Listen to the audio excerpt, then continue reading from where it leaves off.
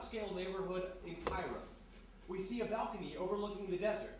It is the home Colonel Chase shares with his lovely daughter Evelyn, and it is she who now stands gazing out at the hypnotic scene.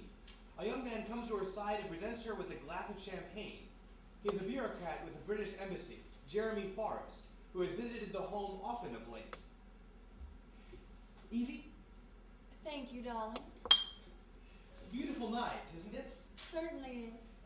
Evie, I have something important to ask you. Yes, dear? Well, you see, Yes? well, I was hoping you'd... I better get that. Must you? It could be important. Pray said they call if there are any developments on... Anyway, I won't be long. Don't be. Chase residence, Forrest speaking. Hello? Hello, Price, is that you? Did you find him? Did you... Yes. Yes. Jeremy, dear, is anything wrong? Oh, there you are. I was starting to worry. You were gone so long, I thought you weren't coming back. Jeremy, dear, what is it? You look so strange. Why are you looking at me like that? Jeremy? Jeremy, stop it! You're hurting me! Stop! Stop!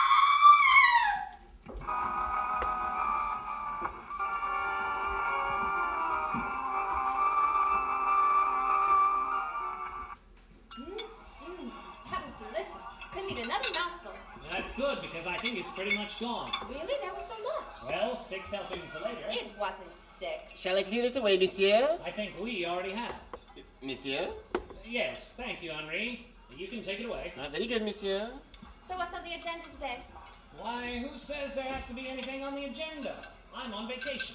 Really? One little case and you're sitting back and resting on your laurels? That check Isis wrote us isn't going to last forever. Well, the way you eat, I'm surprised it's lasted this long. I should be hungry. I was the one doing the heavy lifting on that last job. Hey, I carried my weight. Besides, I did some lifting of my own. What? Nothing. Oh, Jimmy, you promised. Our client turned out to be the culprit. I had to make sure that we didn't get stuck for the cost of this trip. But Isis took care of us. Well, I didn't know that she was going to. By the time she got around to thinking of us, the item was already in the luggage. What is it? Something nice, very tasteful. You'll like it. And the guy I know back in Paris who unloads this sort of thing will like it too. I thought you were done with that kind of friend. Well, if it makes you feel any better, I'd hardly call him a friend. Oh, come on, kid, smile. Believe it or not, this is progress. Is it? Sure. We've been here a week. I've only lifted one thing. Haven't even pinched an ashtray besides that. That's progress? Take it or leave it, baby. Jimmy, look at that guy. Why, he's walking like he's in a trance. It's like he's gonna... Jimmy, you just walked right into that table. Think he's drunk? Well, it's awful early in the day, but some people are just that determined. Yikes, he's tearing the place up. Look at this. He must be blind. Monsieur, I'm sorry, but you have to leave. We cannot serve one who is so... Jimmy, he's trying to kill him. Ah, belligerent type, huh? Whoa! Hey, strong for a lush. A little help, honey? Got it, Jimmy. Oh, Right on the noggin. thanks. Anytime. You all right, Henri? Yes, I am fine. Thank you both for coming to my assistance. Oh, what did he want, Henri? Madame, I swear to you, I have no idea. I've never seen him before. Well, better call the police. Of course. Good it is. Any idea who he is? Well, let's see if he has any identification. Good idea. Emmanuel Price. Academic passport. It looks like he taught in the university. Notice something, Jimmy? What? This is probably the neatest, tidiest, best-smelling drunk I've ever seen. Well, maybe he just picked up the habit. Yeah. Picked it up without spilling a drop. When have you ever seen anyone this blasted who didn't smell a booze? Hold up. He's coming too. Hey, take it easy, pal. You might just want to stay down for a while. What happened? You smashed up a cafe and tried to take out a waiter. What? You don't believe us? Take a look around. What the devil? What? Dear God, it's starting. What's starting? I'm not mad, I tell you. I'm not mad. I'm the sanest man alive. Sure you are. I've thought of strangling waiters myself on occasion. You've got to believe me. First Michelson, then Forrest, and now me. They're saying it was something that happened at Henderson. Maybe it was, but I'm not crazy. I'm not. Take it easy, fella. Michelson had every reason in the world to be alive. He had finished his book. A publisher back in England was interested. Why would he kill himself? And poor Forrest loved that girl, was desperately in love, wanted to marry her. It was all he could talk about. None of it makes any sense. None of it. Indeed it does not, but in my experience, murder doesn't have to. Yikes, him again. Ah, the ubiquitous Major Conway. You two will answer as to why you keep turning up every time I find a body these days. Later. For now, I have a more pressing matter. Emmanuel Price, you're under arrest for the murder of Khaled Yousari. No. Khaled's dead? Are you coming peaceably? I didn't do it. I can produce a room full of witnesses. I didn't, I tell you. Don't be a fool, Price. Cover him, Lieutenant. Yes, sir. I'm not a murderer and I'm not mad. You're not going to shut me up anywhere. I tell you I'm innocent. Price, stay where you I'm are. gonna let you drag me off to prison or an asylum. Stop or I'll shoot. Hit the deck, baby! I already have. First Michelson, then Forrest. But you won't get me, do you hear? Lieutenant! You know, I'm not going anywhere with you. It's all his doing. That's enough, Lieutenant. Better go for a doctor. Not that it'll do this poor beggar any good. You okay, honey? I'm fine. Is he... Not going anywhere with those holes in him. Oh. Bloody shame, really. The way he was raving, you probably would have gotten off. Could have argued temporary insanity or some such thing. What exactly did he do? Killed his research assistant, a young fella named Khaled Yousari, round the corner at the university library. Was called to the telephone and then came back to the table where he'd been working and strangled the poor soul. Nearly 20 people saw him do it. Then he just walked out of the building, came here, and tried it again. Hated to kill him, but can't have someone like that running around. And who are those two people he mentioned? Michelson and Forrest. Two old school chums of his. Well, what happened to them? Well, apparently Michelson had been working on a book, a sort of investigation into the Henderson murders. The Henderson murders? I remember hearing about those. Back in England, wasn't it? A college professor supposedly went mad and murdered several of his students and then killed himself. It was Henderson College in Suffolk. The entire county was in a panic for weeks. Finally, the teacher just threw himself out of a window. Yes, that was it. Nasty business. The newspapers were full of some theory about demonic possession. Anyway, this fellow Michelson apparently had some new idea about what started the whole thing in the first place. Going to blow the whole case wide open, apparently. Really? Sounds like they knew who did it. Had he figured out why? Actually, it sounded as if he was going to exonerate the killer, if you can believe that. Anyway, this latest business started when the poor bloke killed himself. The one who just finished the book? Yes, Michelson. Well, how did he do it? He walked off a cliff. You're being rather flip, Major. I'm sorry if my tone disturbs you, Miss O'Dare, but I'm merely reporting the facts as they were described to me. A group of 4 workmen who were repairing a wall at the house where Michelson was staying saw him stride out the door of his cottage and ride off an embankment without so much as slowing down to look over the edge. Killed instantly upon impact. Horrible. And the other one, Forrest, died in jail last night. Oh, really? Hanged What's himself. his story? Hanged himself in his cell after being arrested for the murder of a young lady. Sad, the whole thing. And yet, inexplicable. The young woman's father is a friend of mine. He's convinced that the two were deeply in love. The whole thing has just wrecked him. There are just too many things that don't add up. Which reminds me, just what exactly are you two doing here? Enjoying a very lovely breakfast? I see. I'd hoped that you would have the tact to absent yourselves from Cairo after our last meeting. Perhaps I would have made my desires more clear. Well, if it makes you feel any better, Major, we were just on our way out. Out of the city? Well, out of the cafe at least. Jimmy, we can't leave now. Oh, no? Of course not. Things are just getting interesting. I think the action's already played out, kid. This is the end of the story, not the start. I'm afraid Mr. Walker's right, Miss O'Dare. With Price's death, there's simply nothing left to investigate. You so sure? You think I've missed something? Maybe. You see, Major, when Price first came in here, everybody thought he was drunk. The way he was moving, he looked like he really wasn't aware of his surroundings. Yet you'll note he doesn't smell like booze. And when he came in and when I knocked him out, he didn't sound drunk or crazy. In fact, I thought he sounded pretty lucid. When crazy people start making sense, baby, that's usually a bad sign. Ha, laugh if you want, but I'm not through. There was something else I noticed. His eyes. What about them? They were dilated. So much so you could barely see what color they were. After I socked him, they contracted and looked normal. Suddenly, he was aware of what was going on around him. You know what that tells me? That sometimes a guy needs a good knock in the head? That he was hypnotized. Oh, now really, Miss O'Dare, you can't be serious. Well, I'm dead serious, Major. That fellow was in a trance when he came in here. He was concentrating completely on one thing, barely conscious of anything else. Might have not even have known what he was doing. And how exactly do you know all this? Because my great-uncle Cornelius used to perform under the name Hypnota the Magnificent. I've seen it done 1,000,000 times, and I'm telling you, that man was hypnotized. Another uncle? The total number is yet to be determined. I see you two are taking this very seriously. Oh, come on, baby. Even if he was hypnotized, what difference would it make? A hypnotist can't make you do anything you wouldn't do otherwise. They can't? No, of course not. It's an old wives' tale. No one under hypnosis can be forced to do anything against their own will or principles. That's true, Jimmy, but... But what? Oh, nothing. I guess you're right. Maybe we ought to get going. Like the Major said, there's nothing else to see here. Yeah, I guess. Be seeing you, Major. Not too soon, Walker.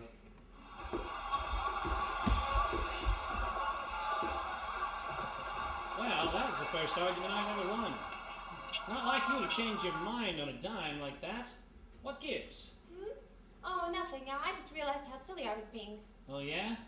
Is there something you're not telling me, Precious? Oh, no, there isn't. Let's just mosey on out of here, huh?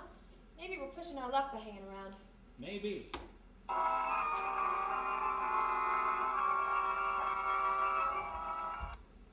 That very evening in their hotel room at the Empire Hotel. Hello? Is this the Theater Amerique? Yes, I have a question about tonight's show. Do you have a hypnotist on the bill? No? Well, what about a magician? Oh, you do? Uh-huh. Could you describe him, please? No? I mean physically. What does he look like? Uh-huh. Uh-huh. Hey, Trix! Trix, honey! Thank you. Yes, that's all. In here, Jimmy. Hey, baby, have you seen my tie? Oh, there it is. Right where you left it. Will you do the honors? Who tied your ties before I came along? Nobody. I wore an ascot. There. Much obliged. Jimmy, take me to the theater tonight. I thought you wanted a nice quiet dinner someplace and then come back here. I changed my mind. A lot of that going on lately. I mean, look at this. The Theater Amerique. All American acts this evening. It's happening at a nightclub right down the street. Please, honey, it'll be like being back home. We came halfway around the world to watch American hoofers and stumblebums? Please, Jimmy. For me? What, you feeling homesick? Maybe a little. Well, I guess we can't have that. Go on, get your coat.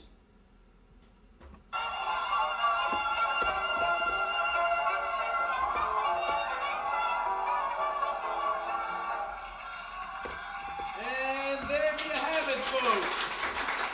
The Boylan sisters. Come take another bow, girls. What'd I tell you? Aren't they terrific? They sure are, kid. Hey, tell me, did you ever flounce around in one of those little silk numbers? Sorry, buddy. Ours was strictly a family act. And now, for our final act of the evening, please welcome to the stage that master of mystery and the occult, the Bangkok Wonder, Professor Impresario. Thank you, patrons of the arts. For my first trick this evening, I will require the assistance of someone from the audience, preferably someone fearless in nature and intrepid in the face of danger. I'll volunteer. Pick me, Albert. No, me! The young lady in the second row spoke first. Hey, good luck, baby. I may need it. Come right this way, Miss... Brooks. Carrie Brooks. Huh? Well, tonight, ladies and gentlemen, I will perform a feat that few dare to attempt.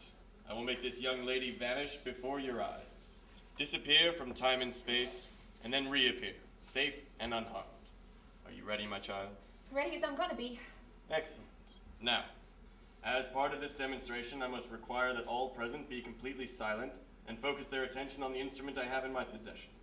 Miss Brooks, can you describe what it is you see in my hand to the audience? Why, it looks like a little flute made out of glass. Crystal, to be exact, my dear. Very rare and ancient artifact that I acquired while traveling through the ruined cities of Mesopotamia. It plays, ladies and gentlemen, a most beautiful and entrancing music that the great sages would use to prepare the victim for sacrifice, as well as conjure up the spirits of the underworld to assist them in their rites. And now, a demonstration of its unusual power.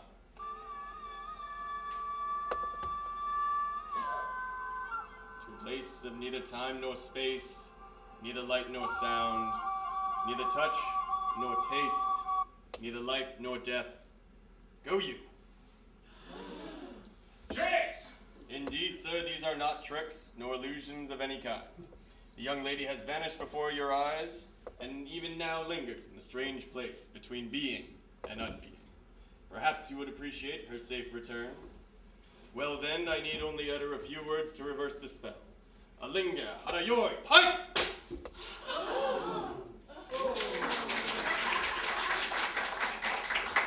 There. The young lady swoons, but she is quite all right. Thank you, my dear. You've been most helpful.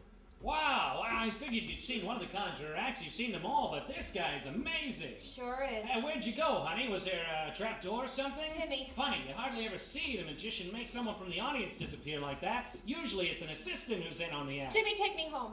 But baby, he's just getting warmed up. I need to leave right now. Trix, what is it? Are you all right? Let's just get out of here.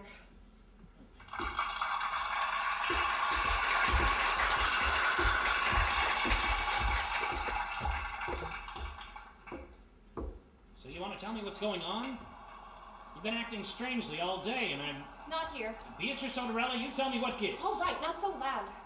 Somebody might hear you. Remember how I was saying today that I thought the guy who was shot in the cafe was hypnotized? I had a feeling there was another chorus to that song. Well, I had a hunch that if we came to this theater tonight, we'd find the guy that did it, and now I'm certain of it. Oh, yeah? Yeah. Jimmy, that Professor and Impresario character's responsible for the murders and suicides that have been lighting up this town lately. Baby, a hypnotist can't make you do anything. I know. Nothing you wouldn't do anyway. But really, a good one doesn't have to, Jimmy. And if you're good, and that guy is, you don't have to make people do things they wouldn't do. You just have to convince them that they're in a spot where they have no choice. What do you mean? All you have to do is make the person you're hypnotizing concentrate on one thing. That's all hypnotism is, really. Then to get them to think about something, then to get them to think it's something that it's not. You can get people to believe anything if you know what you're doing. And they'll behave in a way they think suits the situation, even if that's not what's actually going on. You get it? I can't say that I do. Oh, come on, Jimmy, use your head. That man is killing people by getting them to kill themselves. So what do you want me to do about it? Tell Conway. Tell Conway what? That you still think there's a hypnotist angle and that there happens to be a magician in town, so it must be him. What you gonna use for proof? Well, it's clear that this all started with the Henderson case. That fellow Michelson finished writing a book that was going to clear the college professor. He must have figured out that this impresario character was actually responsible. So he must have had proof, and that's why he was killed. He killed himself, Trix. He walked off a cliff in broad daylight like he didn't see it was coming. How many people you know get that distracted, unless they're really focused on something else? We gotta find that manuscript. Don't you think that the police would have thought of that? Oh yeah, the police, because they've done such a bang-up job with this case. They think it was a suicide. How much investigating do you think they really did? Conway made it sound like he hadn't even looked for the manuscript. Well, I can't say that I blame them. This all looks pretty thin to me. That impresario isn't even a hypnotist. Not a hypnotist, Jimmy. He just hypnotized a theater full of people, including you and me. You mean that bit with the glass flute? Honey, it was a trick. There was a trap door or something. No, there wasn't, Jimmy. I never left the stage. He made everyone in that room think that I had, including me. I'm not sure how it worked, but that's the only way it figures. You had to have gone somewhere. No, just all of a sudden, there was nothing to see, nothing to hear, nothing to taste, nothing to touch, nothing to smell. I was just gone. And then I was back again. Come on, honey. I'm taking you home. No. Please, Trix. I was hypnotized, Jimmy. I know that. I was hypnotized into not realizing I was on a stage in a crowded theater full of people. I literally felt like I had disappeared. That's why I was able to do the trick with someone from the audience rather than an assistant. Because not even a volunteer could have told you how the trick actually happened. Do you think that do you know how good a guy has to be to make that happen? Nobody's that good except... Except who? Somebody my uncle used to tell me about. A kid he worked with years ago as part of his act. I never met him, but my uncle used to talk about him like he was from another world. Nice kid, really, but always seemed kind of far away. With a very quiet, gentle voice. Alan Glass, he said his name was. What about him? This, Alan Glass? Uncle Con just said he was the best hypnotist he ever seen. The kind that could get anybody to fall for it. Could just be talking to you one minute and then suddenly you were hooked. My uncle could never prove anything, but he got the sense that things tended to happen around that kid. Tragic things. Inexplicable things. That always left people shaking their heads and wondering why. And you think that this impresario character is that kid that your uncle knew? I'm certain of it. You're putting a lot of faith in your women's intuition, kiddo. What? You got no proof. You've got a handful of guesses and a boogeyman from your childhood. You've gone on hunches before. Yeah, but it's always based on something. On nothing but your gut. Why shouldn't I go with mine? You're free to. Fine then, I will. Taxi! Taxi! Hey, where are you going? To solve the string of murders. Not alone, you're not. I don't think I want you on this one, Jimmy. So far you've only slowed things down. Hey, who runs this team? Are we a team? Really?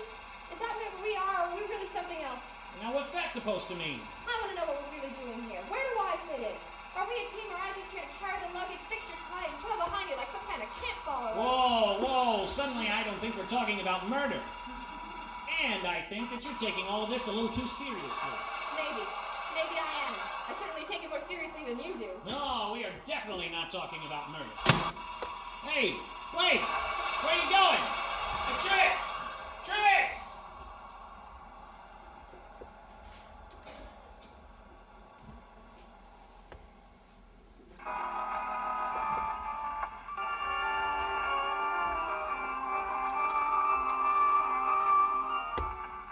The next day at the office of Major Reginald Conway. What part of not too soon do you not understand, Walker? I wouldn't have come if I had any other options. You of all people should realize that. You say she didn't come back to your hotel last night, That's right. and you think she might be in danger. Why else would she be gone this long? I hate to break this to you, but people have been known to dissolve partnerships such as yours. It's not like you have any legal hold on her, and Miss O'Dare strikes me as a remarkably resourceful woman. Hey, look. If Trix was right about what's going on here, then there's no telling what might have happened to her. You're the police around here. How would you like to prevent a crime? Walker, I'd be tempted to throw you out of my office right now. Except for one thing. What's that? I think your girlfriend might have been onto something. I did a little digging after our chat yesterday, decided I should take a look at that manuscript. And what did you find? Nothing. It's disappeared. The wall safe where it was being kept was empty when I got to it. And to make matters even more interesting, the post office where the copy Michelson had sent to his publisher was burglarized the other night, with several bags of mail being destroyed in the process. Presumably the manuscript was among the items lost. My God, the kid was right. I was beginning to look that way. Michelson stumbled upon evidence pertaining to the Henderson murders. He was silenced and his book destroyed. His friends Forrest and Price attempted to find out who was responsible for his death, and they too were put out of the way. I've been forced to tentatively, and from the other side of the globe, reopen the Henderson case. I had some of the preliminary information telegraphed to me this morning, including a list of the students at the college at the time of the murders. Among them are 3 victims. What did you say the name of our hypnotist was? Glass. Alan Glass. And let me see that. Oh, God. He was another student at Henderson College, not considered a suspect at the time, but everyone was so focused on the teacher. I've got to find her. Now I've got to find that manuscript if it still exists. It's possible finding one will lead us to the other. I can't believe I'm saying this, but how do you feel about joining forces? Suits me fine. Good. Where do we start? Manuel Price's apartment. He must have known something. If the professor thought it was necessary to kill him and Forrest, maybe we can find something to point us in the right direction. Good. We'll take my car. Meanwhile, at the backstage door of the Theater of Mary Kay. I'm sorry, miss, but we don't allow the public in this way. There'll be another performance this evening if you wish to buy a ticket. Trust me, Pops, I'm not the public. I'm just looking for an old friend of mine. We used to have a sister act back in the States, and last night I thought I saw her with the Boylan sisters. Oh, yeah? Sure, we're the fabulous Fresco girls. 6-degree nights at the Trocadero in Philly. We killed them every time. Say, that's not bad. You work the Northeast Circuit? Since before I could walk. Really? What's your name? Carrie Brooks. Carrie Brooks. I feel like I've heard that. Let me see, where did I hear that? Well, maybe my friend mentioned me. Oh, of course. Must have heard the girls chatting. Which one do you know? Well, her name was Tipper Ryan back then, but she might have changed it. No Tipper here. But you're right, people tend to leave their names on the road in this business. Well, call is in about an hour or so. We can find your friend then. I was just about to pour myself a cup of coffee. Care for a cup? I'd love it. How do you take it? Black as night. Now, the girl. I'll be right back. Hate to be rude to the old guy, but I might not be here when he gets back. Impresario's dressing room has to be around here somewhere.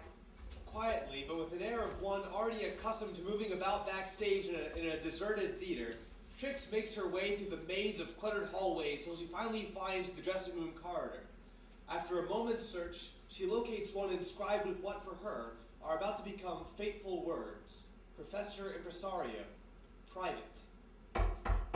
Professor? Telegram? Professor? The room is empty, and at first blush, not unlike any other dressing room in a small theater. A sad little room, but kept neat. Looking around, she notices things that tell her the shadowy, melancholy tale of the man who was once Alan Glass. A box on the bureau contains the glittering instrument she first saw the night before. She puts it to her lips. It is a simple tube, incapable of music. In a moldy drawer, she finds a leather binder. In it, there are a number of mementos, including a letter from a young man in England. It is dated 10 years earlier. A sad letter, written in intimate terms. She blushes a little and puts the letter away from her, feeling that she has strayed too far into this man's privacy. Part of her wants to leave and forget the whole thing, when a small, stiff piece of paper flutters from the binder and lands at her feet. Picking it up, she recognizes it as an old photograph, which, after a moment, resolves itself into a face she knows well, less lined and careworn than she ever saw it. A young man in turn-of-century clothes. Uncle Cornelius. The kindest man I ever knew. His name was Cornelius Henry. He was known as Hypnoto the Magnificent. Used to work in the Midwestern United States, taught me everything I know. You're the girl from last night, aren't you? Yes. I don't usually get asked for autographs, so what brings you here? I came to tell you you were spectacular last night. Literally the best I've ever seen. And I get around, really I do. That's very sweet of you to say. It's Carrie, isn't it? Actually, it's Beatrice. Really? Yes, Beatrice Odarello. But my mother's maiden name is Henry, and that's my uncle whose picture you've got. Well, great uncle, actually. My parents used to send me out west sometimes. I would spend summers with him. Yes, he used to tell me stories about his family. Seemed like there was a lot of you. Uncle Con passed away a few years back. He lived to a ripe old age then. 91. Too stubborn to die. It runs in the family. I'm sure it does. Professor, my friend didn't believe me last night when I said that I didn't leave the stage. I didn't, did I? I couldn't have. That was no ordinary trapdoor trick. Now, you know a magician never reveals his secrets. What would your uncle say? You hypnotized everyone, didn't you? Including me. And what do you think? That you're the greatest living illusionist in the world. That Houdini himself couldn't do it better. And it's a shame that you're plugging away here when you could be playing the Palace in New York. You know, you make me think of your uncle. He used to talk like that. The sky was always the limit. Yeah, but with you it actually applies. Why hang around here when you could be making a fortune back in the States? I think you already know the reason, dear. In fact, I think that's the reason you came here in the first place. You know, Mr. Glass, my uncle used to tell me about you, too. He said you were the most talented man he ever worked with. And he would know. He also said that death followed you around wherever you went. But talking to you was like talking to a shadow. No light, no warmth. Just empty on the inside. He was a very perceptive man. You're behind me right now, aren't you? I'm looking at you, but you're actually behind me. Yes, dear, I am. I'm impressed, really. Most people wouldn't even realize that. Cornelius would be proud. Shh. I promise none of this will hurt. I can get out of this. Uncle Colin taught me how. Oh, I know you can. That is why I'm going to move quickly. Go to sleep, dear. Fall back. I'll catch you. There now. A few hours later at the Theater of Mary Kay. Sorry, fellas, you just missed the professor. What do you mean? He's not here? Oh, not here and not coming back, apparently. Quit the show about an hour ago. Just walked out and left us high and dry. I've got to change the running order now. Did you say where he was going? Oh, he didn't say much of anything. Just that he was through and that he would send for the gear he left in his dressing room. Only took one trunk with him. All that junk still piled up everywhere. Have you seen a young lady here? Oh, we've got plenty of girls around here, boss, but I don't think... No, not someone with the show. She would have been a stranger here. A young lady about so tall, red hair. She was wearing a little blue hat. Oh, you mean that one little dame. Came by looking for an old friend of hers. Disappeared real quick soon as my back was turned. These young people today... She was here. And he took her. Huh?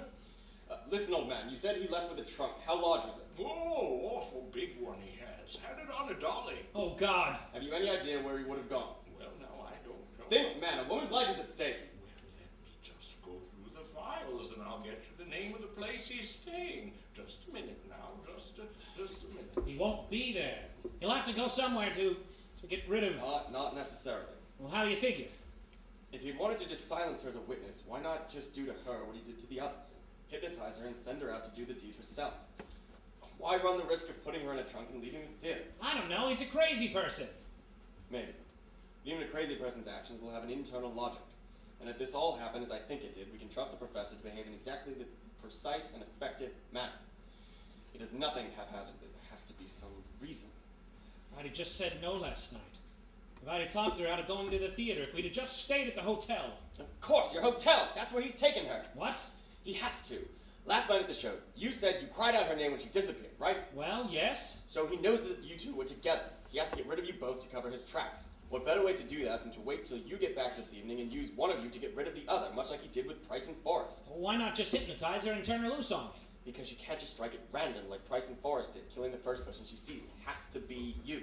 Is that address you wanted? Where are you staying? The Empire Hotel. Did she have a key? It was in her purse. I said, here's that address. Keep it! Conway, if you have this wrong, You got any better ideas? let's go. Meanwhile, at the Empire Hotel. I figured it was only fair to tell you all this. About boys at the school and Price and Forrest and Michelson. Truth is, it's rather nice to tell someone all about it. Timmy Michelson and I were talking all night before he died. I told him everything. About how it all started, about myself. He was curious. It was nice to have someone so interested. And after we were done talking, I sent him on his walk. I remember watching him stride towards the cliff. He looked as light and happy as any man I'd ever seen. The questions had all been answered. So that's it then? Just send people off into thin air? Is that what you got planned for me? You know, dear, it really is true that a hypnotist cannot make you do anything that you wouldn't anyway. And if I tell you to jump off a cliff, are you going to do it? No. That's right. So, I would never tell you to. But I might tell Timmy Michelson, and he might just listen. What are you going to tell me? I would not presume to tell you anything, dear. But I am going to have a few words with your young man. Figured that's why we were here. I do apologize for the trunk, by the way. I'm not in the habit of putting young ladies in pieces of luggage. I've had worse. I know. It's amazing what you can come to know about people if you watch and listen. That's what made me think you might understand. That and being Cornelius's niece. You used my old name before. I suppose he told you. Yes. Alan Glass. I always remembered it. It sounded like such a gentle name. Cornelius was the last person I ever told my old name. I haven't even heard it in years. I suppose that means that you're the last person on Earth who knows it. Here's our room. Break it down! Trix! Check the bedroom! I think it's a safe bet your man has come back. That's got to be him making all that noise down the hall. He should find us soon. I'm afraid he's lost the element of surprise. They're not in here. They must be somewhere in the hotel. The desk clerk said he saw the professor in the lobby. Split up and look. Your young man, your friend, as you called him. He seems like a nice boy. A little vain, perhaps, but a nice boy. Yet even nice people can make it so hard. Trix! Trix! You know what the secret to being a hypnotist is? Did your uncle ever tell you? Tell people what they want to hear, because they'll always believe it. Very good. But what is it that people always want to hear? We may not like it, but part of us always wants to hear it. I'll find a telephone and call headquarters. We'll have to search the whole building. What? The truth, dear. No matter how much it hurts, in the end, we always want someone to tell us the truth. That is what I give to people. Whether or not they can handle it, that is on them. Call him. Why? Because you want to. Because you want him to know the truth. Call him. Jimmy! Louder. Jimmy! Louder. Jimmy! Trix! Trix, are you alright? Hello, Jimmy. We've been expecting you. You! Shut up! Stop talking, just a moment. Just stop! Where the hell is that music coming from? What music? That creepy flute music that you played last night in your act. Where's it coming from? There is no music, Jimmy. That sound is the sound of flames. The crackling and pop of wood and fabric being consumed. The sputter of sparks. It's everywhere. The room flickers with it. Your forehead sweats with the heat. Your skin and eyes and throat are coated with the smoke. They burn. The beams at the ceiling are creeping above you. They're starting to collapse. My God! Any second now, it's going to cave in. Take the floor with it. No, Who knows how long you have? no. How far will you fall if the floor collapses? 10 stories? 20? Does it matter? Or will you choke to death on the smoke first? Jimmy, don't listen to him. You have to get out, Jimmy. Can't use the stairs or the lift. Only one way out. Oh, God. A window, Jimmy. Find a window. It's the only way. There's a window at the end of the hall. He'll see that first. Please let me go after him. He was already afraid, you see. I just gave him something else to be afraid of. It is not real, but it is close enough to how he felt. Alan, please. What's stopping you, dear? Jimmy! Jimmy! Goodbye, Beatrice. Jimmy, wait. Baby, we gotta get out of here. Listen to me. Hey, stand back. What are you doing? That window doesn't open, but I'm gonna bust it open and we'll jump for it. Wait, stop! Come on, we'll jump together. Listen to me. Give me your hand. Jimmy, let go. Jimmy, we don't have to do this. Oh my God, we're 20 stories up. Well, it's better than burning to death. On the count of 3. Jimmy, wake up. 1, 2. Jimmy, it's not fire. It's not fire, darling. Listen closely. It's not fire. It's water. There's rain on the roof. It's coming down hard. There are puddles in the pool floor. The drops are coming down and making little splashes. There's no smoke. The air's just damp and misty. You can breathe clear. There's even a little breeze. We're okay. Wake up, Jimmy. Huh? Holy. It's okay. Just take a step back. Away from the ledge. That's it. Okay, we're clear. Trix, are you alright? Yes. What happened? Well, I'm pretty sure the professor just got away. And I have a feeling we've worn out our welcome at this hotel. Oh, really? Why's that? Because he just threw an armchair out a plate glass window. What? Oh. Walker, Miss O'Dare, are you alright? Yes, Major, we're all right. Where's Glass? It was in a room down the hallway a little while ago, but I don't think you'll find him there. In fact, I'm pretty sure you're not going to find him at all. I suspect you're right. A few days later at the Cairo train station. Next arriving on track 12, the Alexandria train. The Alexandria train arriving in 3 minutes on track 12. Oh, for Pete's sake. I said I was leaving. Did you really need to come and make sure? Don't take offense, Walker. Just wanted to be sure you were on your way. Are you traveling alone? Not that it's any of your business. But she needed time to make up her mind about a few things. She said I'd know today what she decided. If she's coming, she'll be here, and if not, I'm stuck for a railroad ticket. Next arriving on track 12, the train to Alexandria. That's yours, isn't it? Yeah, I know. No sense getting stuck for 2 tickets. No, there's not. I mean, after all. Don't you have anything better to do than to hang around and make color commentary on my life? Yes, I do. So long, Walker. I can't say I wish you luck. I'm not sure what you'd do with it, but I do wish you well. Goodbye. Yeah, thanks. So long. Now arriving on track 12. Yeah, I heard you. This way, please, for the Alexandria train. Take any open seat. Have your ticket out and ready for inspection. Pardon me, mister, is this seat taken? Trix. Take your seats, please. No, it's open. Where are you headed? Paris. You ever been? Oh, sure. Tickets, please. You wouldn't happen to have a spare, would you? Oh, here. You together? Looks that way.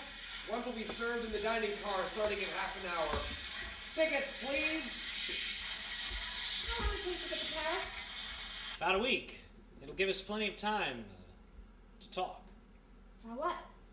Oh, I don't know. About who you like this year, the Giants or the Dodgers? About Roosevelt. Think you can beat Hoover?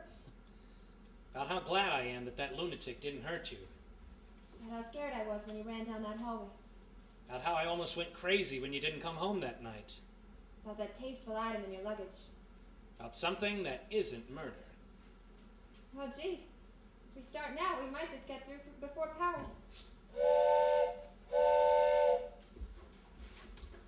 Join us again next time for another exciting episode of Walker and O'Dare, brought to you by the Capone family of products and the Philadelphia Society for the Preservation of Landmarks, with a special thank you to the Here Again Radio Project. This is the mechanical theater company featuring the vocal and writing talents of Leonard Vasily, And just the writing talents of Jonathan Corsi, Eric Single, Kevin Russell, Katie Ochoa, our Foley man Christopher Price, and I am Paul Fenn.